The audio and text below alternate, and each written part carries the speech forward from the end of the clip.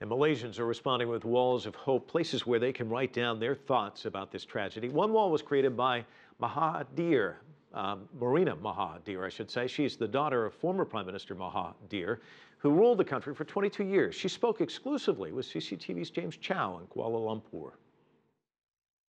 MH370 is going to go down in history as one of those moments like where were you when JFK died, or when the 9/11 attacks happened? Where were you when you first heard about this missing plane? Well, I heard it on Saturday morning when the news was just coming out.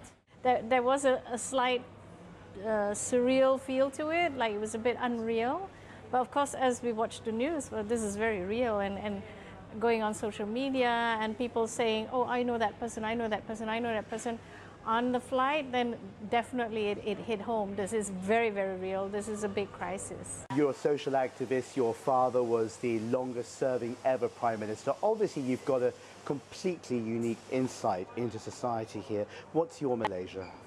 The real Malaysia are all these people who've been going to the walls and writing what they feel.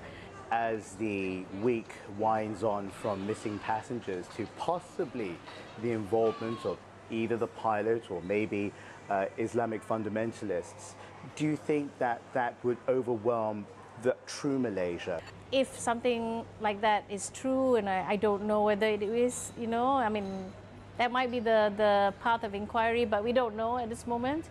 I think it would be considered an aberration of what Malaysians are.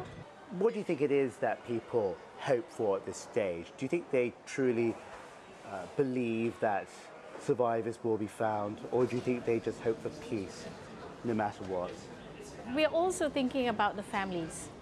You know, the families who are waiting for the news, to make them know that they're not alone. We're holding their hands, you know, and we're embracing them, and we're going through all this with them. Many people have been saying that this is quite possibly Malaysia's 9/11 moment. Clearly, there still is the shock phase, but once that shock begins to subside and the future begins to reveal itself, how do you think it will change society here, not just for a nation, but for a people? You know, the strangest thing of all is that a week before all this happened, I wrote in my column about how all Malaysians have a shared destiny. And I used the analogy of being on a plane, that we're all on this plane we call Malaysia. As sad and tragic as it is for the families involved, for the rest of Malaysia, I hope that they get it, that we are all on the same plane.